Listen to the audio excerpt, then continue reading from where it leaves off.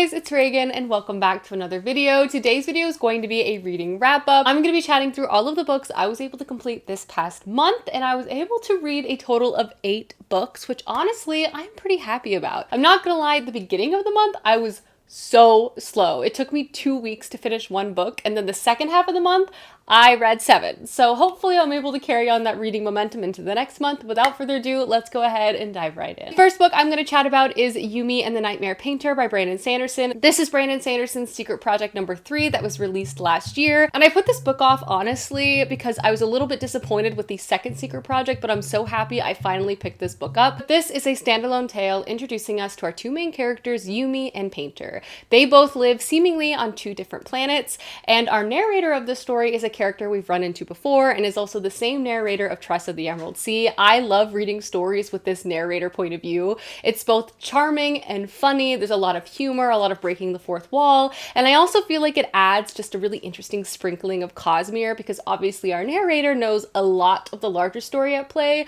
so we can kind of drop Easter eggs throughout the tale itself. But back to our 2 primary main characters. Painter is a young man kind of on the precipice of adulthood. He's kind of down on his luck. He lost all of his friends. He's struggling with direction in his life. He works as something called a painter, and in his world, it's basically this dark, gloomy place, and it's full of technology and neon lights, and his job is to basically stalk the streets and find these entities called nightmares, and through the power of painting, capture them and make them no longer dangerous to the community at large. Painter used to have dreams of heroism, but now kind of squashed all of those things, and again, is just feeling kind of down on himself.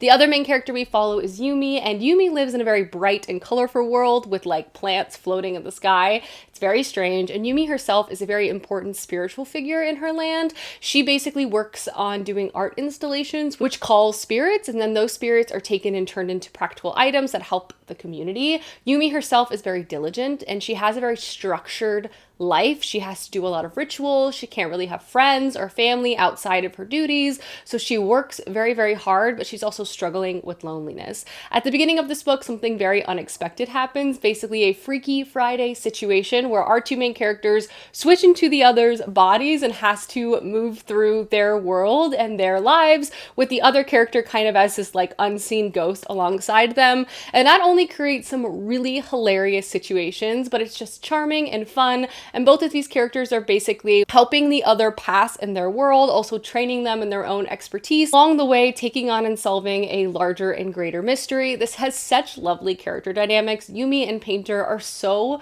rootable. They're so cute separately and together. It's just a really charming and fun read that absolutely put a smile on my face. I flew through this book. I was both very captivated by the mystery, but I really just fell in love with the characters, and I just wanted everything to work out for them. I thought it was a really interesting mix of cool magic and fantasy by Brandon Sanderson, but it was also fun to see a story that really centered romance by this author, and I actually thought he did a pretty dang good job. I was laughing, I was smiling, I was stressed. I truly had a blast reading this book. I also feel like this could be a great place to start with Brandon Sanderson if you're newer to his novels or newer to fantasy in general. It was so charming, and I would give this book like a 4 out of 5 stars. The next book I'm going to chat about is Nona the Ninth by Tamsin Muir. I'm officially caught up on the Locked Tomb series, and I could not be more excited about it. I finally did it. It only took me years. But the Locked Tomb series is a very peculiar series, and I've personally enjoyed the ride from beginning to end, but it's a very difficult series to talk about because every installment so far has centered a new main character, has his own very specific voice tailored to our primary main character, and 3, the author really likes to string you along and make you feel so unbelievably confused. Like you sort of know what's going on, you're familiar with characters or maybe locations of where you're at, but like what exactly is happening is very unclear. So part of the experience of reading these books is like piecing things together and also just like going along for the ride with everything that's happening. What I will say is I just really love Tamsin Muir's character so much. I feel so endeared to so many people throughout the series. I really appreciate how every book feels so distinct, almost in genre as well. This one in particular had a very slice of life, like domestic element to it, which was so entirely unexpected relative to the other previous books in the series. But characteristic across all of the books in this series, there was some wild plot. Inevitably, you reach a point of no return and everything sort of hits the fan and you begin to piece things together. And for me, that is so unbelievably satisfying, and I loved it. I was shocked reading this book. To take a step back, the Locked Tomb series is kind of a sci-fi fantasy mix. It basically follows necromancers in space, and in this sci-fi world there are these different planets with different houses have their own necromantic specialty. In book 1 we're introduced to Ninth House, and we're introduced to two characters, Hark and Nab. They despise each other, they're arch nemesis, they've been trying to destroy each other since they were kids. But at the beginning of book 1, Harrow is given a very unusual invitation, and that is to become a liciter on First House, but she needs Gideon to come with her, so they strike an unlikely deal. Book 1 is like murder mystery whodunit in space. Book 2 is like grieving training montage, like Rocky situation. Book 3, we're following our main character Nona, and Nona loves everyone, and you will also fall in love with Nona. The tone change going into this book from Harrow is wild because Nona is so sweet, so naive, so endearing, and as I already mentioned, it's a very domestic story. Like, we're really, for so much of this book, following this character who we don't know who they are, waking up, going to school, hanging out with their friends, hanging out with some other characters we do know and love, just like existing and living life. And it was such a nice, slow pace. So when things really got wild in this third installment, it was like impossible to put down. I was laughing and crying in this. I got very emotional. I loved this installment. It's hard for me to pick which of the three is my favorite because they're all so different from one another. But what I can say is I've loved them all. And I would give this book like a 4.5, maybe even 5 stars. Next book I picked up was a quick read, and that was Artificial Condition by Martha Wells. This is the second book to the Murderbot series, and I loved this book even more than the first one. I feel like the endearing writing and humor really shined in book 2, but this series is a collection of short stories following our main character Murderbot. Murderbot lives in a sci-fi world where there are like AI robots that do a variety of jobs. Murderbot gain consciousness some point before the beginning of book 1, and we find Murderbot as they're trying to just continue to pass off that they're just a regular old AI robot doing their job. And in book 1, they're basically still acting as this entity Murderbot, like working as security for this corrupt corporation, protecting their human clients on this faraway planet, and like a bunch of stuff hits the fan in book 1. Murderbot is so funny because I would say Murderbot is so unbelievably relatable. It doesn't want to do their job. It doesn't want to hang out with humans or talk to strangers. I would say Murderbot is a little depressed and it just wants to like hang out and watch its favorite shows all day, every day. And book 1 had a lot of action and a lot of introduction to this world. Book 2 was hilarious. Murderbot is basically venturing to a new location to try to find information about its past so it can begin to understand its consciousness and like maybe why it gained its own like feelings and thoughts. Along the way though, it basically hitches a ride with another spaceship AI, and they sort of form this unlikely friendship and connection, but also creates one of the most hilarious scenarios I've read in a while. Two AIs trying to work together to make Murderbot appear as human as possible. It very much gives two kids in a trench coat like trying to act like an adult.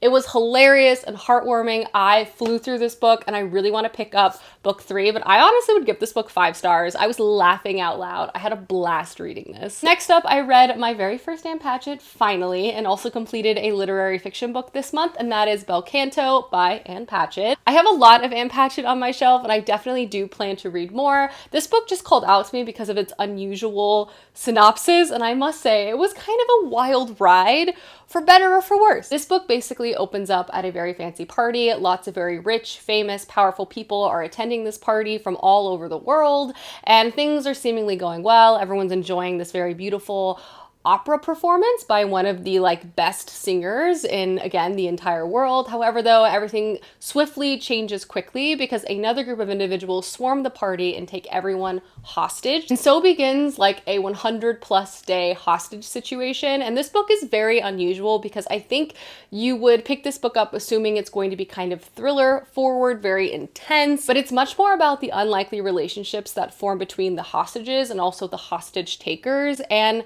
the domestic quality to their everyday existence, especially as this hostage situation begins to play out further. I thought this book conceptually was really interesting, and I was really drawn in by Ann Patchett's writing. It's very alluring. It's very easy to sort of get pulled in by the story. I also found the pacing to be interesting. It's very slow, I would say, until it's not slow at all. And I feel like the contrast of those two things was very successfully done. I can definitely see some of the arguments that the characterization wasn't always the best, particularly because we are following a bunch of characters from a lot of different countries and a lot of different backgrounds. And so I do feel like because the author was trying to capture so many different characters, I'm not sure how well done the capturing of every character was. There was also this situation where there was one individual who everyone was obsessed with, which I think was interesting to read, but also I'm like, what is going on here with this? That being said, though, I was really pulled in by a lot of different storylines. I appreciated that we were reading from so many different characters' point of views. I thought that was interesting. And then when things really did heat up, it was very difficult to put down. I think as a concept and as a character study, I liked this. I wasn't as blown away as I wanted to be, but I'm still happy that I picked this book up. And I would give this like a 3.75 out of 5 stars. Alrighty, we have reached the romatasy portion of this video. I read 4 romatasy books this month. I went a little bit on a romatasy kick. Basically, I had a realization that when it comes to romance and romatasy, particularly romatasy that has a medieval historical feeling setting, I'm expecting the romance tropes to kind of align with that, with historical romance. I personally love yearning. I love when romantic pacing is drawn out. So I went a little bit on a hunt to try to find books that really fit my style and preference. And I'm happy to report I read some really great romatasy books this month. And I have reading blogs for everything, which I'll also link down below. But the first book I was able to complete was the Jasad Heir by Sarah Heisem. This is an Egyptian-inspired fantasy story, first following our main character Sylvia. And Sylvia lives in a fantasy world where she has magic, and she was once part of the royal family of one of the most powerful ruling kingdoms in this land. This landscape is basically comprised of different ruling families controlling their own territory, and there was also like one central oversight kingdom as well. But before the start of this novel, all the kingdoms basically overthrew Sylvia's family's kingdom, and ever since then magic has been severely outlawed. Anyone who is suspected of having magic is basically arrested. Sylvia herself is like the last surviving member of her family, and she's been in hiding ever since, kind of roaming the landscape, trying to not draw attention to herself. But that's when the unexpected happens. That's when the heir of the oversight kingdom arrives in the small town that Sylvia is living in, looking for a champion to participate in the trials competition that's coming up. And Sylvia basically catches his eye, and also he suspects that she might have magic, and they begin to work with one another for larger unexpected reasons as well, having to do with like rebellion and different political groups and lots of maneuvering. You get the picture and the idea. Here's the deal with this book. It was true enemies to lovers, and the enemies to lovers element of this was absolutely unputdownable. These two characters hated each other. They also hated how they felt around each other because they couldn't explain away why they were drawn to one another so much. And that sort of drama and anxiety and tension was just delicious to read.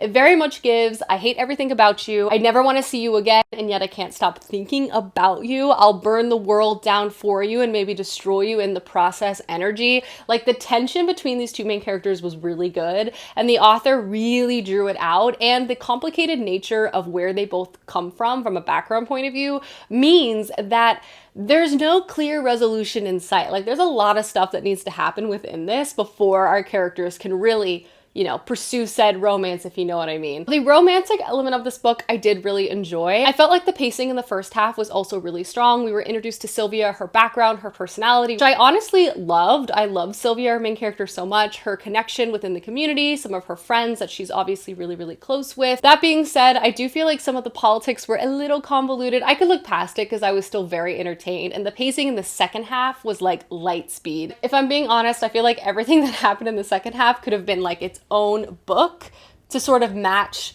the pacing of the first half, if you know what I mean. All that to say, this book was definitely not perfect, but I was really entertained by it, and I will definitely be checking out book 2. I also feel like some of the weaknesses of this book could definitely be resolved and worked out in later installments, because I did really enjoy the author's writing style and her character dynamics, and again, the yearning, it was very good. Next 3 books I read are all by the same author, who has quickly become one of my favorite romantasy writers in the game. Her character mix, her plot lines, her fantasy writing is just so good, and the author I'm talking about is Grace Draven. First 2 books of hers I read are part of the same series, and the first one is called The Phoenix Unbound, and the second one is called The Dragon Unleashed, and these are both part of the Fallen Empire series. They're connected in the fact that they're part of the same world, and the politics and the fantasy element persists book over book and continues to grow within the storylines of each book, which I really liked. But each book also follows a set of new characters, and we kind of follow a new romance with each installment, but they're characters that we've already met in previous installments. It's a really interesting mix of like classic romance series structure, but having a fantasy through plotline through each book, and I honestly thought it was incredibly successful. But let's talk about it because I loved this series so much. I went in with like pretty high expectations, but she blew them out of the water. The first book is called The Phoenix Unbound, and this is an enemies to lovers story. One thing I really appreciate about all Grace Draven books I have read is that all of the characters feel very distinct, not only in their personalities, but they all have their own background, their own motivations, they have their own moral compass, and they're very driven in whatever it is they're trying to do. So while they have feelings for other people, it's not that they were like seeking out feelings, and they are not trying to like drop everything to pursue a romance, because they have their own motivations and their own plot lines that they need to see through, and that's consistent to all of the books I've read. But The Phoenix Unbound introduces us to our two main characters. The first is Galeen and the other is Azorian. Both of these main characters are very much taken advantage of and have dealt with the violence of the empire that they've lived in for many, many years. Azorian has been the gladiator prime, forced to live in captivity and fight for his life every single night as a gladiator for the realm, and Galeen basically has magic. And every year there is this tide to the empire where villages and towns are supposed to send a woman to be sacrificed to the fire god. And because Galeen has magic, she basically can make it look like she's dying when in fact she's not. At the beginning of this book, Azorian basically notices Galeen's magic and forces her to help him escape, and then takes her with him to his homeland because he's trying to regain his birthright. They have a lot of animosity, a lot of mutual respect for each other from the start of this book, and seeing the relationship form and change through time was honestly a delight. Both characters are sort of torn between love and duty in such a realistic fashion. I literally cried reading this book. You're reading from both of these characters' point of views, and I loved both of them so much. I mean, finally a romantasy book where I don't mind being in the male point of view character's head. It was just so well done, so well paced, family, duty, honor, love, everything you could possibly want. And honestly, really well done fantasy world building, like just enough. Everything was logical. I had no complaints. I gave this first book 5 out of 5 stars. I had a blast reading it. So obviously I went ahead and started the second book, which is called The Dragon Unleashed. Politically speaking, world speaking, the storyline basically takes place right after the end of book 1, but now we're reading from 2 new characters who we had one of which we had previously met. First is Halani, who's like a healer and part of this trading caravan, and the other is Malachus, who is this Draga and hiding. He has like magical abilities. He's hunting for this magical artifact that has always been stolen by humans for a very long time. Once he gets this artifact, he can regain his power and like finally be free. And Halani's caravan has found this artifact. Again, you see an unlikely relationship begin to form. You see people be honest and caring with one another, but also have their own obligations and duties at play, which makes the relationship complicated. Another book in which I cried. I had a blast reading this book too. I didn't love it quite as much as book 1, but I was hooked. I was riveted. I just love Grace Draven's romantic pacing and yearning. It's top notch, and I gave this book a 4 out of 5 stars. And the last book I read this month was The Master of Crows, also by Grace Draven. This was one of her earlier releases, and you can definitely tell I still had a blast reading this, but it definitely leans more in the romance direction in comparison to The Fallen Empire, which I do really feel like had an interesting and strong fantasy plotline. Some of the pacing felt very reminiscent to like historical fantasy and some of the tropes and the dynamics, but it still had 2 great characters that you generally appreciate reading from. Lots of humor and banter, great side characters. It wasn't perfect, and I definitely had some qualms with the writing and some of the characterization, particularly with the male lead, but this is another enemies to lovers story. One of our main characters is a very powerful wizard that lives in this tower. He's sort of a renegade to this like larger magical community, and they want to basically find something on him to outlaw him from the realm. Our other main character basically makes an agreement with her master that if she spies for them on this man and finds something to condemn him, she will get her freedom. So despite not wanting to do this, she decides to do it anyway so she can become free. She goes to this tower. They hate each other. They have to work with one another. They learn about each other. It has a lot of drama. I feel like if you like Uprooted, you would probably like this. The main male character is very prickly and kind of a jerk. And he doesn't always shake that, which kind of bothered me sometimes, but it was entertaining. Like, I read this book in 24 hours. It wasn't perfect though, so I do want to call that out. And I would give this book like a 3.5 out of 5 stars. Alrighty guys, those are all the books I was able to complete for the month of April. Please let me know down below some books you've read recently, as I would love to know. And I will see you guys soon with another video soon. Goodbye!